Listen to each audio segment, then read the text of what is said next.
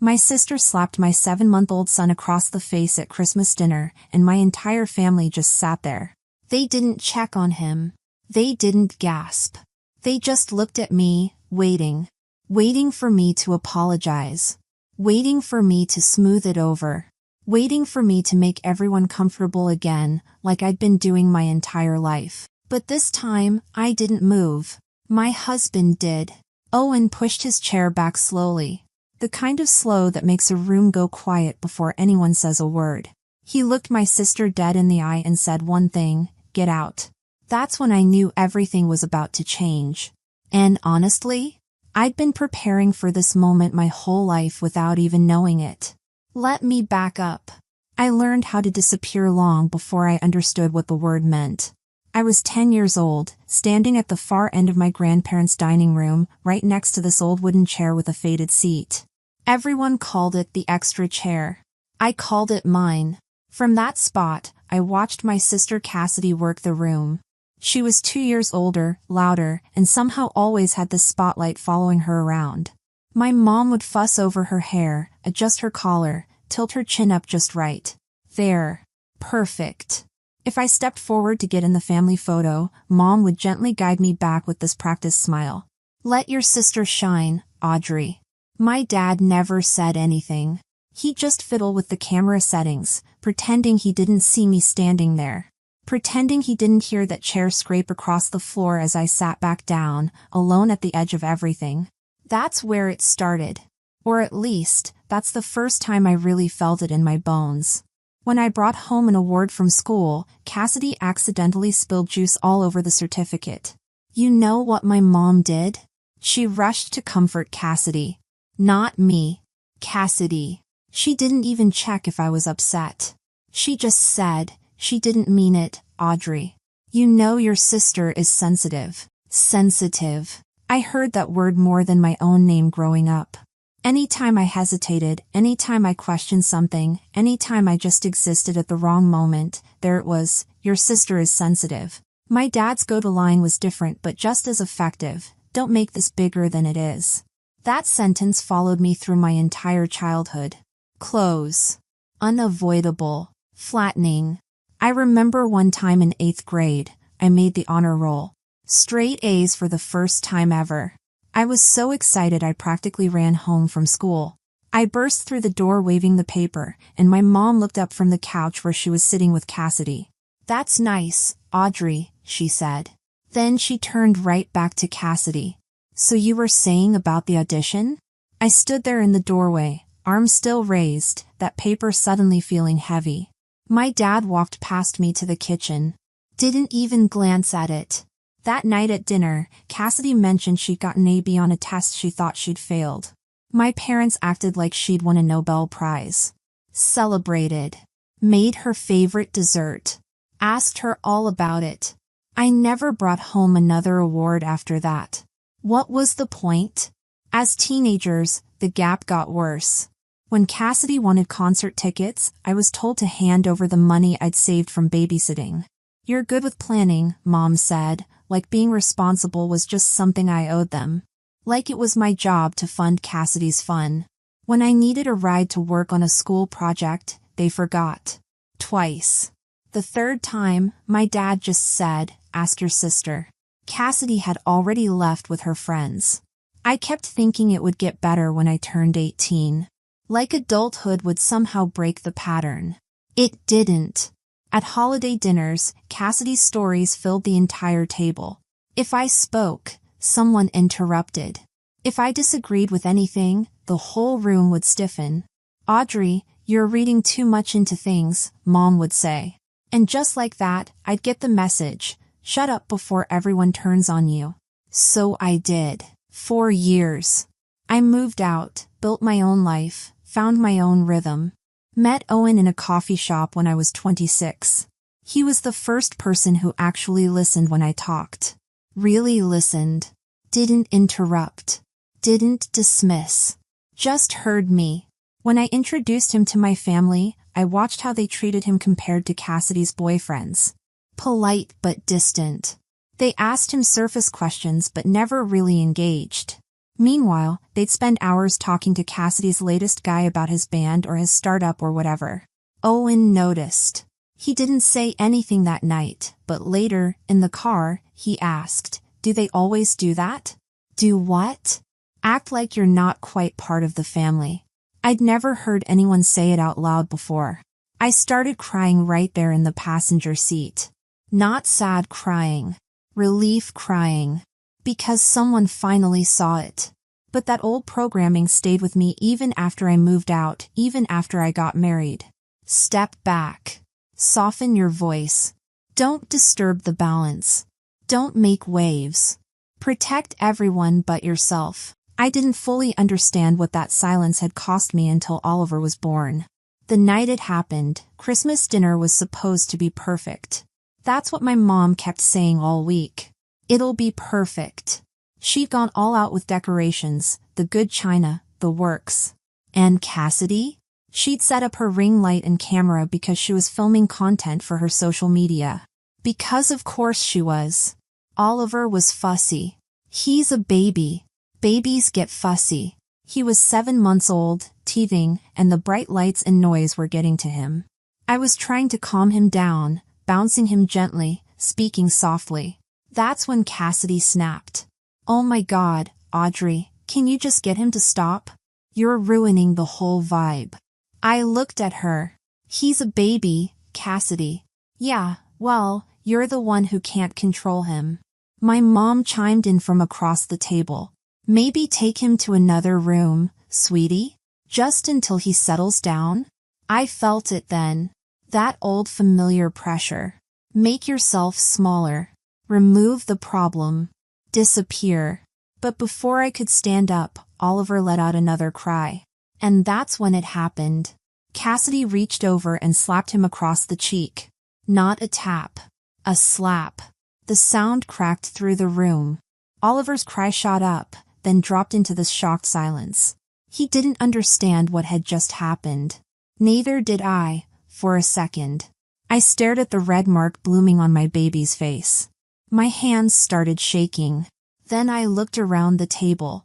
My mom was frozen, fork halfway to her mouth. My dad was staring at his plate. Nobody moved. Nobody said anything. They were waiting for me to fix it. To smooth it over. To apologize for making things awkward. I opened my mouth, and for just a second, I felt that old instinct kick in. Say sorry. Make it better. Keep the peace. But I didn't move. Owen did. He stood up slowly, deliberately. He walked around the table and stood right in front of Cassidy. His voice was quiet, calm, and absolutely final. "Get out." Cassidy's mouth dropped open. "Excuse me? You heard me. Get out of this house. Now." I barely touched him. Audrey's being dramatic, she always. "Out, now." Owen didn't raise his voice. He didn't need to. My mom finally found her voice. "Owen, let's not overreact." "I'm sure Cassidy didn't mean." "She slapped an infant," Owen said, still not looking away from Cassidy. "There's nothing to discuss. She leaves, or we do." The room went dead silent. For the first time in my entire life, I watched my sister look around the table for backup and find none. My parents just sat there, torn between their golden child and the reality of what had just happened. Cassidy grabbed her purse and stood up, her face red. "You're all going to regret this," she muttered. She looked at me with pure hatred. "You're pathetic, Audrey. Always playing the victim." Then she left. The door slammed behind her, and the sound echoed through the whole house. I just sat there, holding Oliver, watching that door like I was waiting for someone to rewind the last 5 minutes and tell me I'd imagined it all. I didn't stay long after that. I took Oliver upstairs to the hallway, away from everyone, and just held him. The red mark on his cheek was already fading, but I could still see it. Still feel the shock of it. My mom came up first. She stood at the top of the stairs, wringing her hands. "Audrey, honey, let's just talk about this." Cassidy was stressed. The holidays are hard for her, you know how she gets. "She hit my baby," I said. My voice sounded strange. Flat. She didn't hit him, it was barely a tap. You're being a little sensitive, don't you think? There it was again. Sensitive. Mom, look at his face. She glanced at Oliver, then quickly looked away. It's barely red. He's fine. But if you keep making a scene, you're going to ruin Christmas for everyone. I stared at her. Really looked at her. And I saw it clearly for the first time. She wasn't going to protect my son. She wasn't even going to acknowledge what happened. She was asking me to pretend. To go back downstairs and act like everything was normal. Like I always did. I'm leaving, I said. Audrey, come on. Don't be like this. I stood up, Oliver against my chest. I'm leaving, Mom. I walked past her down the stairs. Owen was already waiting by the door with our coats and the diaper bag. That's when Cassidy found me in the hallway. She came down the stairs slowly, arms crossed, that familiar tone already in her voice. The one she used when she wanted to win without looking cruel. You made a scene, she said. Honestly, Audrey, you're overreacting. Again. That word hit me like reopening an old wound. I didn't answer. I just held Oliver tighter, feeling his breath against my shoulder. Silence usually ended arguments in our family. Silence meant surrender. Cassidy was waiting for it. When I didn't give her what she wanted, she sighed loudly. You know Mom agrees with me. She said you're too emotional to be taken seriously. My throat tightened, but my face didn't move. Years of practice. Cassidy stepped closer, lowering her voice like she was doing me a favor. If you want this family to stay normal, Audrey, stop turning everything into drama. You embarrassed us. Us. Like I lived on the outside of a door they kept closing. I shifted my weight, feeling the wall against my back. For a moment, I just listened. To the distant sound of dishes clattering downstairs. To someone laughing in the dining room. To Oliver's slow, steady breathing. Then I looked at her. Not with anger. Not with fear. Just clarity. She blinked, confused. You heard me, right? She asked.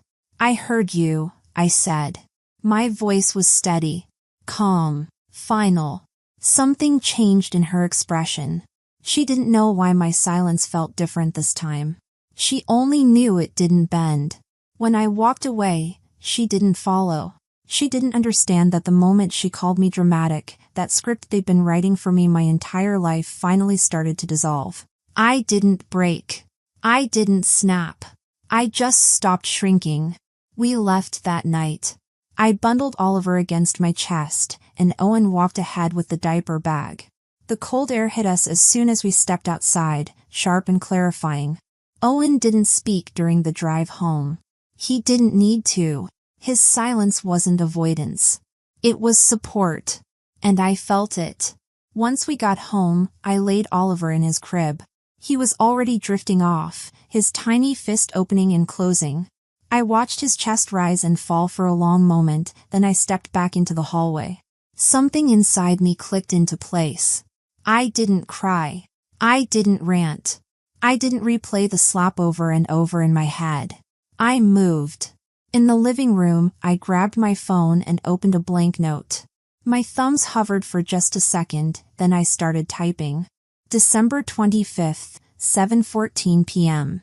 Oliver slapped by Cassidy. I added every detail I could remember. The angle of the ring light. How far we were from the table. The exact moment his cry stopped. What everyone said. What they didn't say. I wrote it all down, clean and factual. Then I opened my camera roll and found the photo I'd taken in the hallway. Oliver's cheek. The faint red mark. The soft light catching the outline. I saved it to a folder labeled Oliver Health Notes. This wasn't about anger. This was about precision. About protection. Next, I opened the family group chat and started taking screenshots. My mom's dismissive text from last month. Cassidy's messages about her filming schedule. My mother telling me not to ruin the vibe with my concerns. Every casual dismissal. Every time they'd minimized what I felt or what I needed.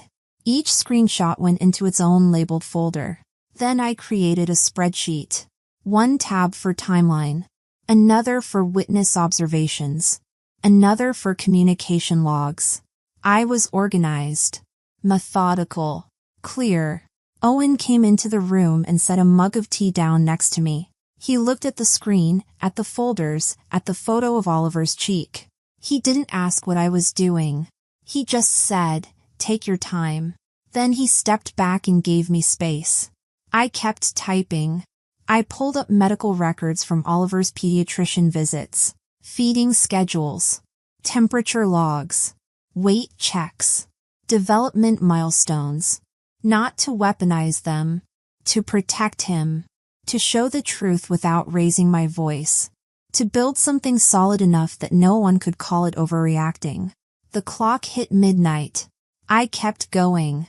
I opened my billing folder and cross-referenced dates with conversations. I was looking for patterns I'd ignored out of habit. Proof that I'd been doing all the emotional labor of this family for years while being treated like background noise in my own life. Finally, I created one last tab, recommendations. It wasn't dramatic. It wasn't vindictive. It was just a list. Steps forward for Oliver's care. Communication boundaries. Safety measures. Truth. Then came the hardest part. I drafted an email to a legal advisor I'd contacted once before during a maternity leave issue. I wrote it carefully, reading every sentence twice. It wasn't an accusation. It wasn't a threat. It was documentation. Neutral. Steady. Factual. I attached everything. The folders. The timeline. The photos. The communication logs. My cursor hovered over the send button. I thought about what this meant. Once I sent this, there was no going back. This wasn't just standing up for myself at a dinner table. This was creating an official record. This was drawing the line so clear that no one could ever blur it again. I took one deep breath and pressed send. The whoosh sound of the email leaving felt like a door closing. Not loud. Just final. Owen leaned against the doorway. "You sure?" "Yes," I said. "I'm done being the only one who remembers what actually happened." He nodded. Came over and kissed the top of my head. Didn't try to talk me out of it. Didn't question whether I was overreacting. Just supported me. That's when I knew I'd married the right person. A few days later, my mom called. She wanted a family talk. Her voice on the phone was clipped, defensive. She didn't ask how Oliver was doing. Didn't ask how I was doing. Just said we needed to clear the air. We went back to the house. Owen carried Oliver in his car seat, and I kept my coat on. The air inside still smelled like cinnamon and something metallic I couldn't place. The ring light from Christmas dinner was on the floor, unplugged, legs sprawled out like a broken spider. Cassidy was already at the table, arms crossed. Expression rehearsed somewhere between offended and innocent. My mom hovered behind her like a shield. My dad was standing near a chair but not sitting, watching Owen with this wary look he'd never had before. "Audrey," Mom started, "we all think you misunderstood what happened." There it was. The familiar script. Before I could answer, Cassidy jumped in. "You made everything worse by sending that email. You blindsided us. Do you know how that made us look?" I looked at her, then at the table. The same table where my baby had been slapped. The same table where everyone had just sat there in silence. Owen didn't sit down. He put both hands on the back of a chair. I could see the tension in his arms. Controlled. Contained. "We're here so everyone can hear the truth," he said. Mom scoffed. "The truth? Audrey has always been." She stopped when Owen straightened up. He wasn't a man who used volume. He used presence. And right now, the room felt smaller because of it. I reached into my bag and pulled out a folder. I placed it on the table. No drama. Just paper, photos, timelines, screenshots, notes. Everything organized and unemotional. My dad frowned. "What is this?" "Documentation," I said quietly. "Since none of you looked at him that night." Cassidy rolled her eyes. "You're blowing this completely out of." Owen cut her off. His voice was calm but sharp. "She slapped an infant." The words landed heavy. Silence rippled through the room. I opened the first page. A photo of Oliver's cheek, the red mark still visible under the hallway light. "This was taken 10 minutes after dinner," I said. "I sent it to a pediatric specialist. Her assessment is attached." My mom's face went tight. "Audrey, you didn't have to escalate this." "I didn't," I said.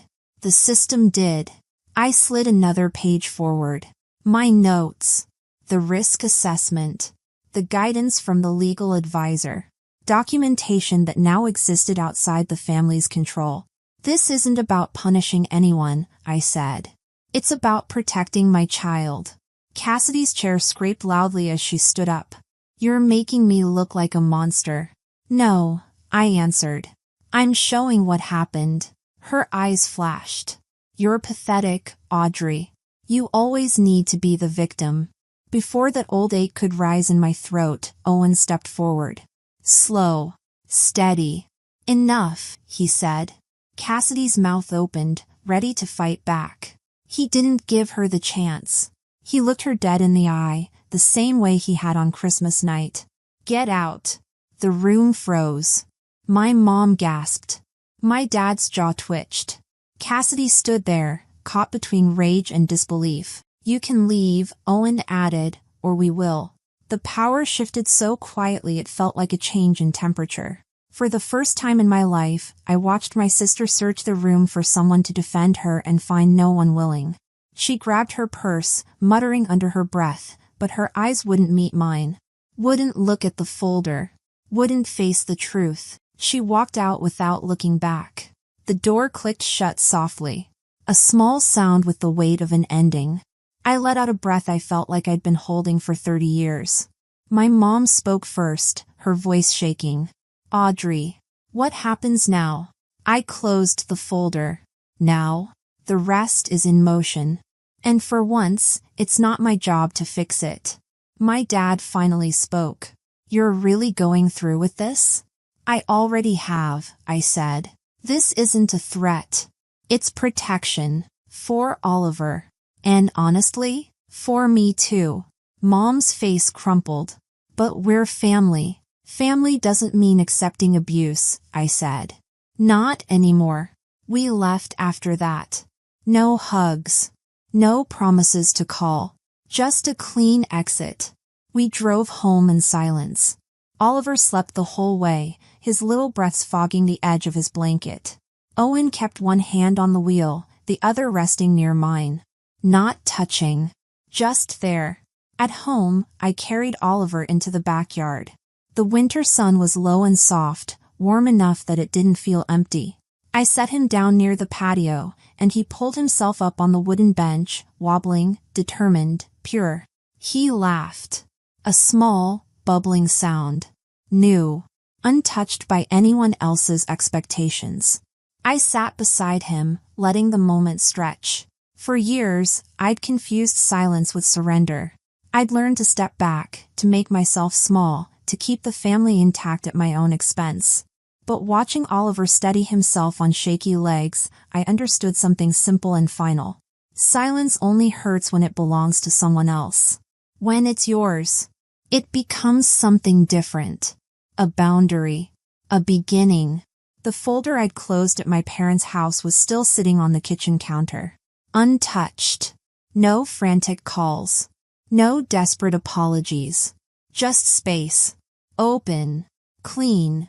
Waiting. Cassidy never came back. The thought settled without bitterness. Not celebration. Not sorrow. Just truth. A clean line drawn where chaos used to be. The wind moved through the yard, brushing Oliver's hair as he took one small, unsteady step toward me. I held out my hands, but I didn't pull him close. I let him find his balance on his own. In that quiet moment, something finally let go.